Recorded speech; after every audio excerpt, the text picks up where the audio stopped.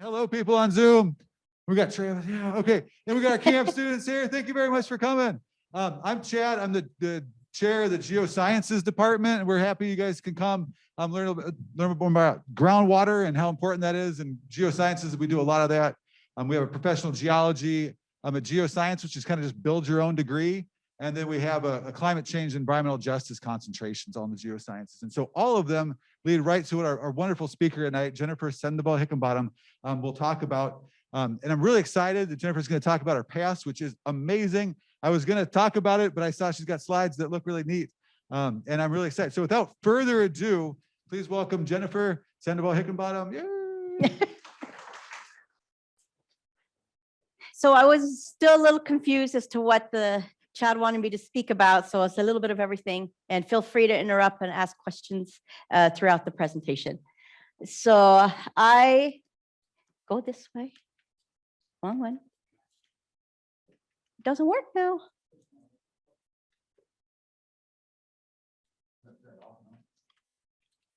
I did.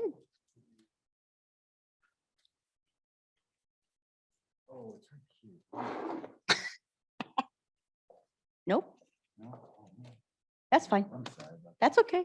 That's why. Don't worry about it. That's okay. We got the lights coming down. Oh, Even this isn't working. oh, Zoom. Zoom is out to get This us. is why I don't do Zoom. I know. No one can hear me. Amanda's there. All right. There we go. Yay. Arrowhead. Okay. It's working. So I'm Jennifer Sandoval-Hickenbottom. I was born and raised in Sunnyside, Washington. Went to Sunnyside High School, graduated in 90 something. So I've been married to my husband, high school sweetheart, 23 years. We have two daughters.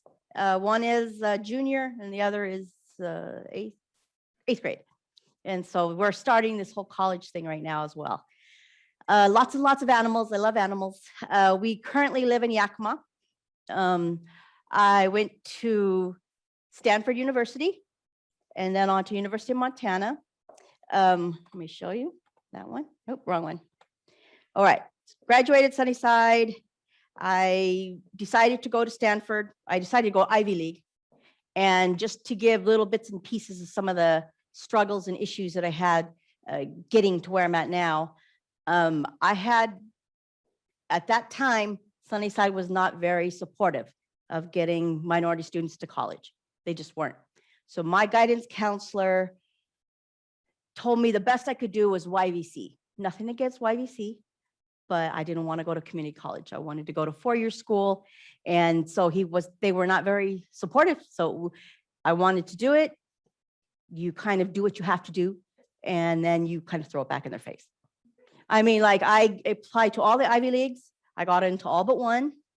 Every time I got in, I would post the acceptance letters on his door. And that kind of people not believing in you make me work harder. And I wanted to show them that, no, if you told me I can't do it, I'm going to do it. And so there is a particular doctor in Sunnyside right now who is helping students who want to go to Ivy League. And he's trying to help guide them and get curriculums and things like that lined out because it's still not there. But after I went, they've had several students go to Stanford now. But it's possible, it's doable. Go back to your high school, tell them it's possible, it's doable, and help the next generation see that they can do anything. And that's the hardest thing for schools to believe when all they see is a certain way and then they make assumptions. So I decided to go to Stanford because they gave me the best financial aid package. That's what my dad made me do. So I went there. I loved it. Did everything I could to experience everything about college. While I was there, I knew I wanted to do engineering and I knew I wanted to do water. At that time, the only thing they had was environmental engineering, which I didn't want to do because it was too much policy. I didn't like policy. So they have an opportunity, which I heard you mention, design your own degree. And so I designed civil and ecological engineering. There's wet side to civil engineering and dry side. Dry side structures, wet side is water. And so I designed a degree there, which now they have hydrology. They didn't have it when I was there. And I graduated in 97 from Stanford. I knew I wanted a graduate degree. So I looked at everywhere that I could use both engineering and hydrology. And there was some cutting edge stuff going on at the University of Montana at the time in water. And so I wanted to go out, be outside, be in the woods, be in Montana. And so I selected Montana, but there's Oregon State, Colorado State, a few other places I could have gone, Yale, but I was tired of cities. I didn't want to do that. I wanted to be in the woods. So I selected University of Montana. I did a master's thesis, comparison of sediment generation from existing recontoured Forest Service roads for the Lolo National Forest. And so what I learned quickly was if you want to do a graduate degree, get somebody else to pay for it. So you find an agency, a company, somebody, what data are you missing? And when they tell you, well, we don't have this data, we wish you had it, say, I will do that as my thesis if you pay for my school. And that's what the Forest Service did.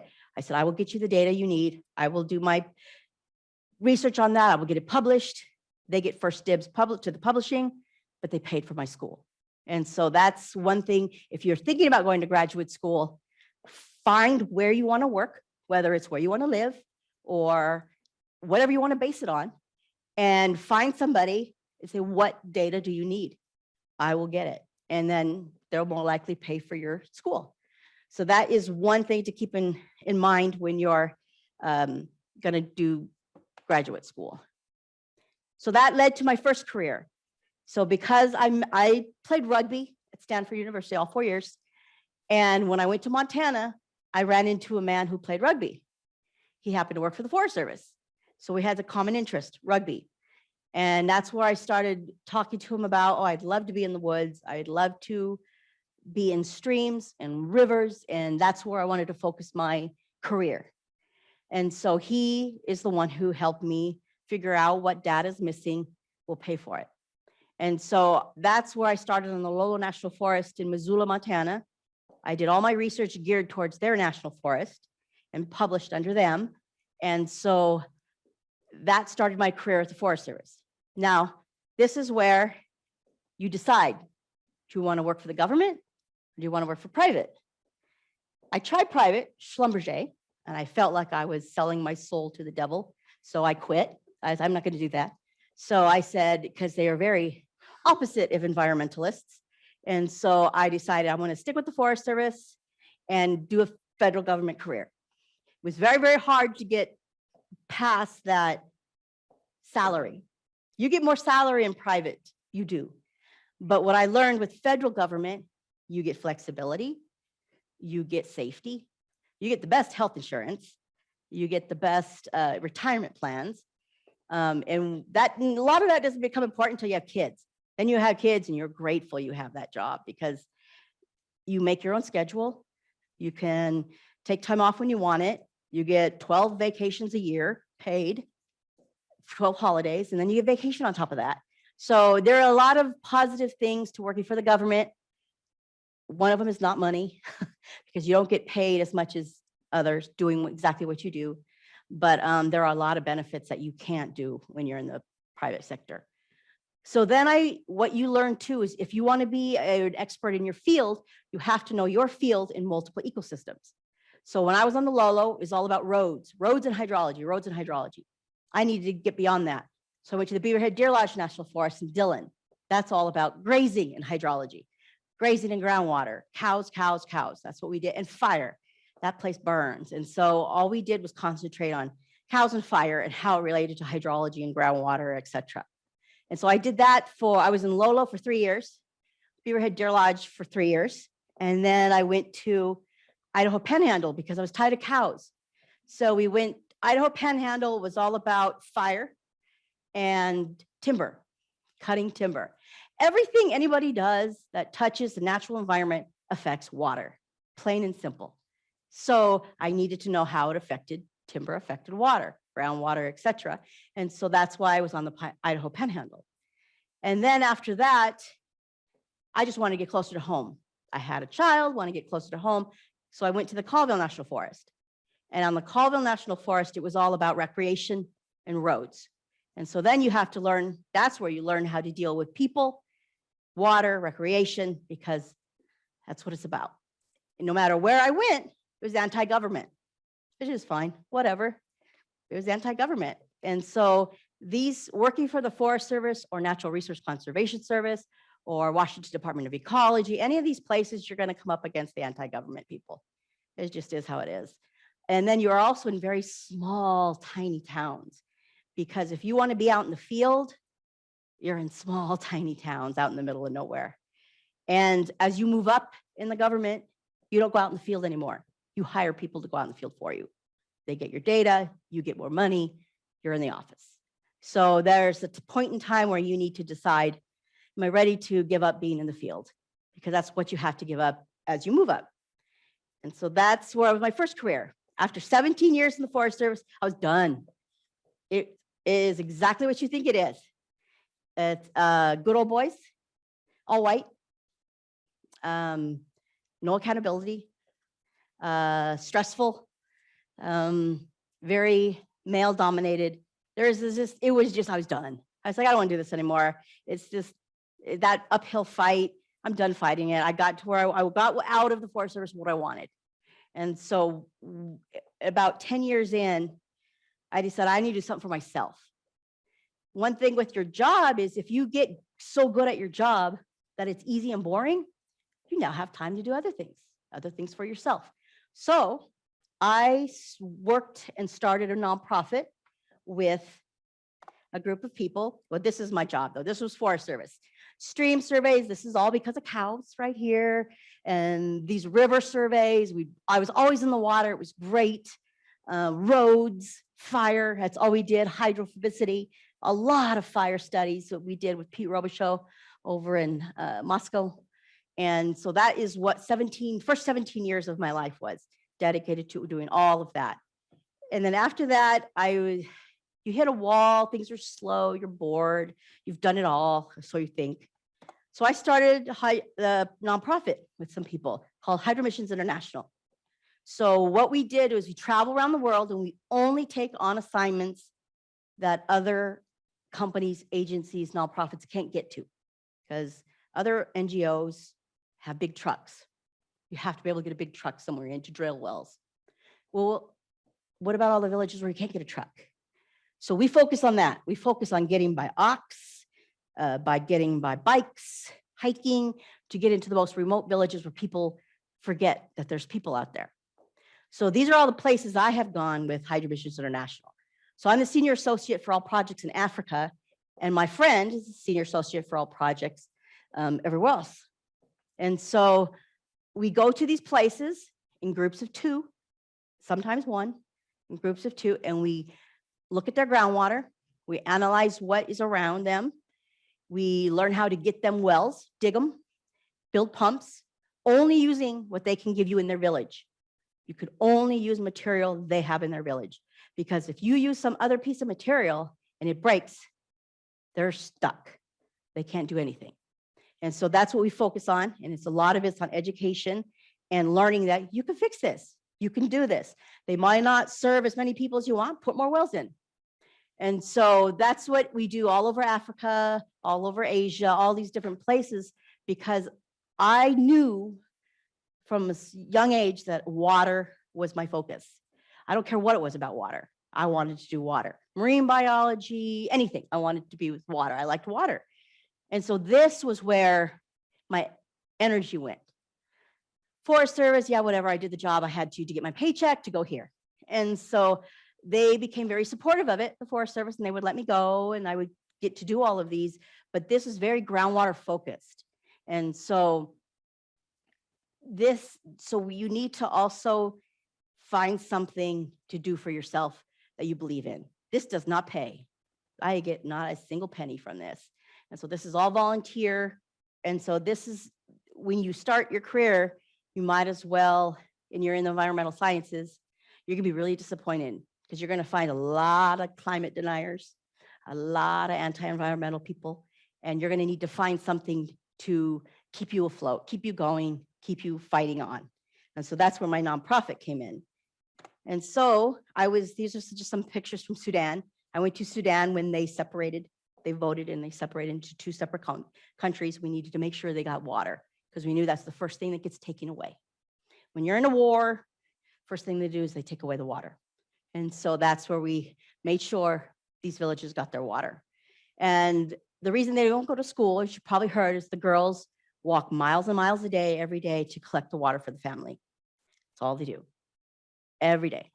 And so we wanted to get them wells in their village so the girls didn't have to do that, so that they could go to school or they could do something else because all of their energy was put into collecting water. And not only collecting water, but not necessarily the cleanest water.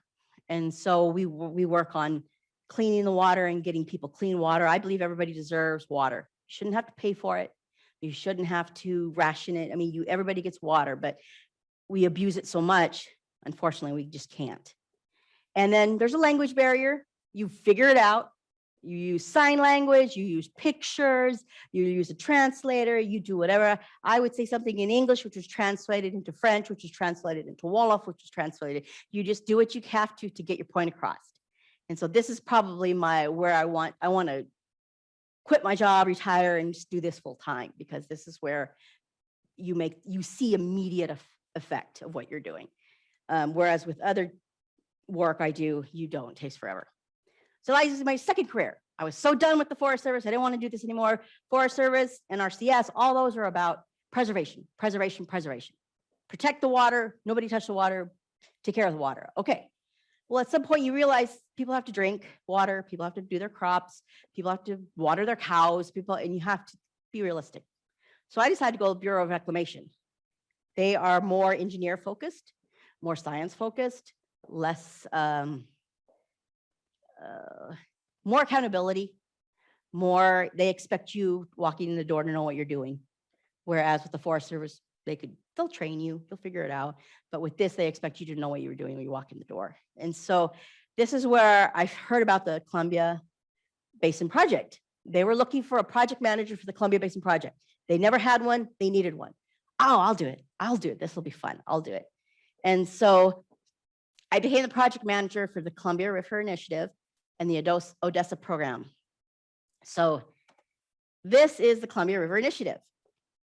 It has multiple components that are part of the Columbia River Initiative. This is what we do and are tasked to do as federal people caring for federal waters in the Columbia River. So you have pothole supplemental feed route. Some people may have heard of that. Main stem storage, which is like Lake Roosevelt. Lake Roosevelt and main stem storage is like, there was another project in there. I just can't seem to remember what it was. But coordinated conservation, which is with the districts. 50814, which is groundwater for Quincy. And then now Odessa, which their focus is on the Odessa aquifer. But this is, okay, let me start back where the Columbia Basin Project, I don't know if people know what it is. It started technically in 1924. So we're coming on 100 years. But it wasn't until 1930s, the Grand Coulee Dam was built, 30s, early 40s. After the Grand Coulee Dam was built to try to, the arid West, they wanted to help grow the arid West and make improvements, I guess. So in the 40s, they had the Grand Coulee Dam and they started to irrigate. Well, they only irrigated, they had 1,023,000 acres that they could irrigate, that they could improve, I don't know what the other word, develop. There you go, is to develop.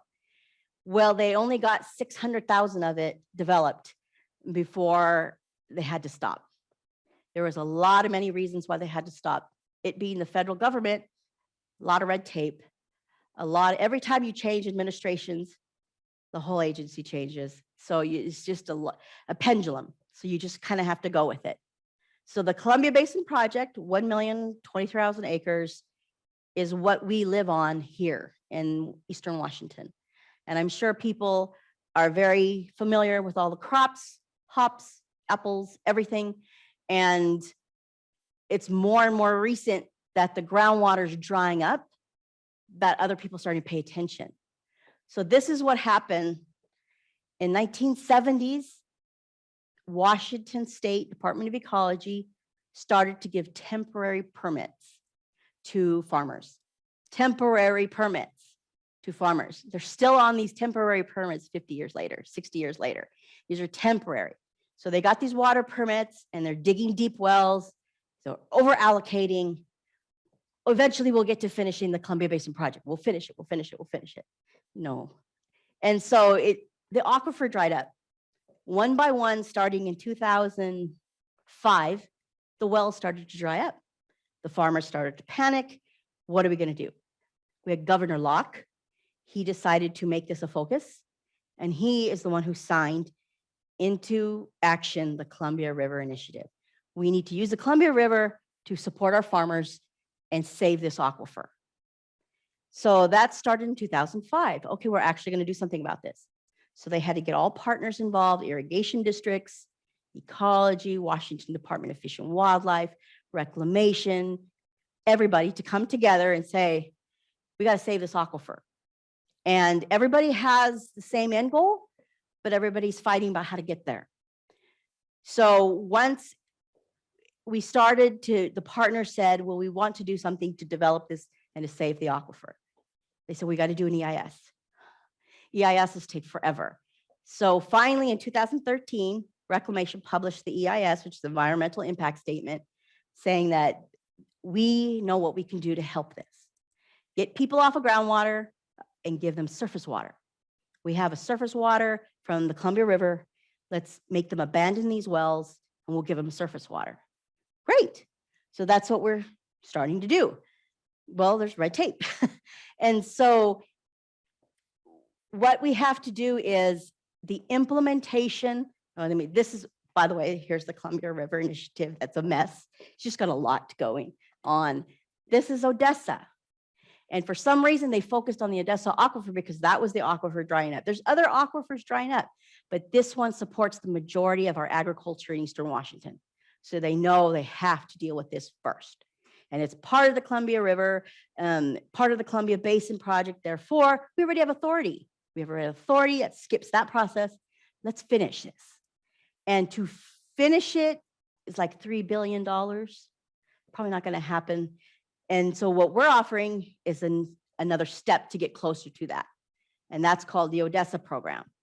And the Odessa Groundwater Replacement Program is what we labeled implementing the EIS. All this was analyzed. Everybody agreed. This is what we're going to do. Everybody's on the same page, on board. It lined out how we're going to do it. And so that's what we have been trying to implement. But there are so many moving components because it's a federal project that it's taking a little bit longer than we thought. So part of that, the program is water contract with the irrigation districts, who then have to do water contracts with the farmers. And then we have East Low Canal improvements. You can't give them surface water if the facilities they have are so old it can't support it. So in order to increase the capacity in the canal, they had to widen it, line some of it, 44 miles. And then you have to make the siphons.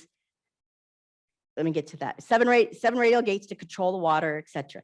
We have something called siphons. Back in the 1950s, when they built these siphons, they thought ahead. They put space there for a second siphon that they knew it would be built in the next 100 years. And so our job was now to go in and build what they had envisioned. And so that is Odessa, Ogwarp. And so we have 5 siphons that there's a place marker in the ground for them. It goes under I-90.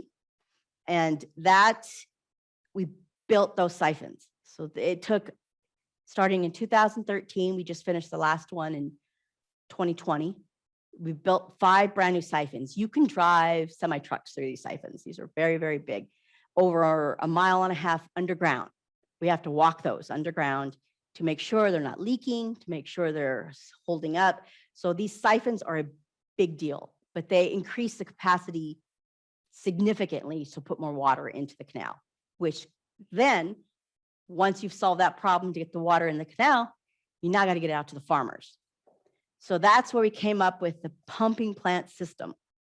And the pumping plant system, they decided to do 8 pumping plants. And there are so many farmers that they had to divide it that way.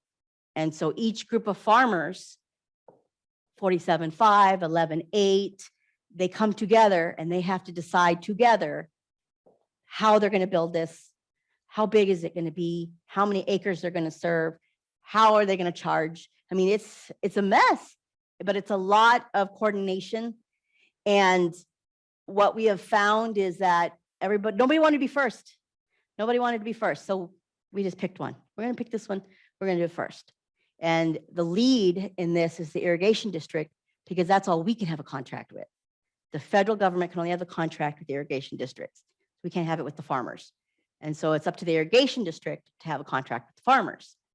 And so we built 47.5 pumping plant, which serves 10,500 acres of this Odessa land, Columbia Basin land. And it's a huge pumping plant system. It was a guinea pig. We ironed out all the kinks, worked it all out, figured out what we did wrong, what we can do better. And now all of a sudden, everybody wants to be next. And so you have all these different groups coming to you that we want to be next, we want to be next. One of the things we learned, though, is that you can't get all these farmers to agree on anything at all. So we said, okay, you guys, farmers, come to us with 30% designs and we'll help you. That 30% designs of engineering forces them to decide on things together. And once they come to that with us, we'll help them. That was and it doesn't sound very nice, but that was the best thing we could do to keep them from changing their minds. They're constantly changing their minds, which puts you back to the drawing board, back to the drawing board, back to the drawing board. And so the problem is, because reclamation, the way it is set up with the Columbia Basin project, farmers have to pay this back. So whatever money we give them, they got to pay it back. 50 years, they divide it up into 50 years and whatever, but they don't want that. Why should we pay it back? It's federal money, federal dollars. It's your project. Why should we pay it back? Because we're not here to subsidize the farmer. We're here to save the aquifer. And that's what we need to remember. We're here to save the aquifer, not save the farmer. And so we have the Department of Ecology, Washington State. These farmers got mad. So the farmers started to contact their legislators, state senators, state representatives. Next thing you know, they're in the mix. So now they're giving money to the state to give to the farmers. Okay, great. They're giving us $30 million here and there. This is a $500 million project, $500 million. And it's not even going to finish the Columbia Basin project. But the legislators keep giving us more and more money. Well, we can't spend it. We can't spend it because you can't agree on anything. So it's one of those rock and a hard place. And the one thing that they were missing was the science. I mean, they have the science in their EIS, but they need technical specialists to explain to them the science behind the groundwater. Everybody thinks, okay, we get everybody off of the ground, all our wells off, aquifer fills up. No, you might not see that fill up again. I mean, maybe in 100 years, I doubt it, but they don't understand that once you've used it up, you're not going to get it back. But eventually you'll help lessen the problem, but you just have to stop continuing the damage.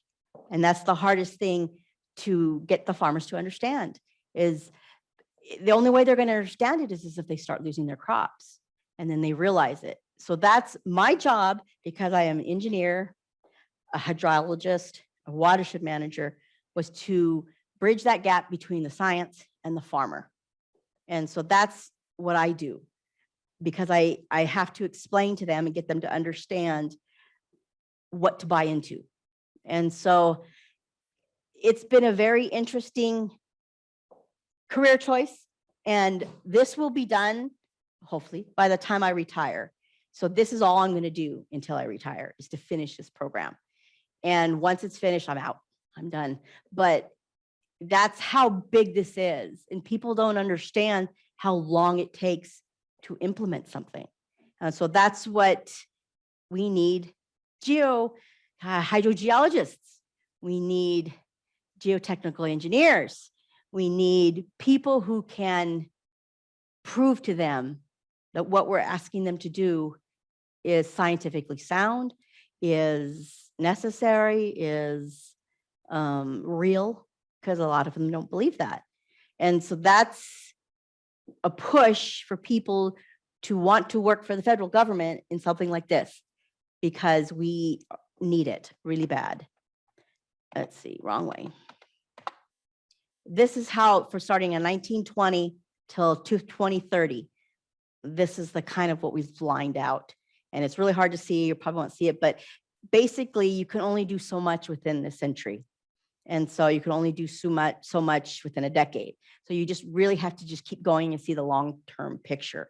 And luckily, a lot of these farmers have. I mean, they're fifth-generation farmers, and they are still have the same goal that they had 50 years ago. And so that's a good thing. We want that, because new people coming in don't understand this is how slow things go. This is how slow government works. I had to develop this process to get all the parties to understand what they have to do, who do they have to talk to, when do they have to talk to them. Everybody wants power from the BPA, from Grant PUD, all these power to run these pumping plants that they have to pay for. They don't want to pay power prices that everybody else pays. So they're providing the food for Eastern Washington. They're providing food for America. They shouldn't have to pay for power. And so that's some of the thought process that you have to get through in order to get everybody on board to get to the same end goal. And it's very hard, but eventually you start to get more and more people to buy in, and you start to get more and more people to understand. And so you just got to move them through the process. And everybody has to have a say on everything, which is very frustrating, but they have to. The wildlife, the environmental people, cultural resource people, the archaeology, the realty, everything out there, there's somebody assigned to handle it. And so that's getting all those people on one page is hard. So hydrogeology and diversity in geoscience. And then, like I said in the beginning, company or agency X, what do they need? You know what the farmers need? They want to know what the water efficiency is in the Columbia Basin. So if anybody else wants to do a PhD project, that one's sitting right out there. And so there's that. Where can you make the biggest impact? Pocketbook. So where are they losing money? That's where you want to do your research, your analysis, because then they'll more likely pay for you to go get that. Who is the hardest hit? Communities of color, farmers, small farmers, not the big ones, the small farmers, and the municipalities and these tiny little towns out here that everybody forgets about. So in moving forward on what do I want to study? Why do I want to study this? Go to your community and figure out what is happening and make a goal to help them. And that's one thing that a lot of my generation learned is we leave home, we study at Stanford, we study at Harvard, we study wherever, but we come back because we know what the problems are at home and we want to fix it. And so that's what the families need to understand. We'll be back. We'll be back. We'll be doctors. We'll be lawyers. We'll be veterinarians. We'll be whatever. We'll be back because we know our communities need it. But we got to go get the education, the experience, everything else to be ready to come back and say, this is my community. I'm going to help. And because there is this big thing about outsiders. And so if you come in and you're from Connecticut, they're not going to listen to you. So if you come in and say, no, I might have left for school, but I was born and raised here, then they believe you, they trust you. And so it's all about trust and being honest and letting them know this isn't just for them, this is for you, it's for your families or your community. So you need to, that's the biggest part here, especially when you're talking to senators and representatives. Just like, no, you work for me. It's like, you're my senator, you're my representative. This is my land, this is my water, this is my family. I grew up here. So what I'm trying to ask for and do is for the benefit of the community, not just to do. And so these are some things you need to look at when you're getting your degree, gonna move on. But this project is a white hat project. There's not a lot of pushback There's some from environmentalists, but environmentalists want their vegetables. Environmentalists want their fruit. So that's how they're going to get it. And so when you find projects like this, the only thing you can do is just try and help them finish it. Because if you don't finish it, then everybody suffers. And so these are just some of the where I got to where I am here, why I work for the federal government, why I work here and not somewhere else. And the need we have. We really, really need engineers right now. We really need, we're doing direct hiring, the federal government, which means you put in your application today, we can hire you tomorrow. So we need that really bad. So if people want to work for the federal government, and I know it sounds worse than it really is, because we all have the same end goal. So. Well, I kind of have an idea too. Since you guys are all Eagles, right? And we're in this new building, this ISC building. Would you guys be okay just walking around and look at some cool things? Nigel, would you mind? Would you guys like to do a little tour of the building? We'll go up to the 3rd floor and then I'll turn on the sandbox down here when you guys come back down. There'll be pizza when you get back. Is that okay? And I'm sorry for those that are on Zoom, there's no pizza for you, but yeah, I hope you have a great evening and thank you very much for joining us on Zoom. Yeah. All right. Thank you. Yeah. And for Jennifer. Woo!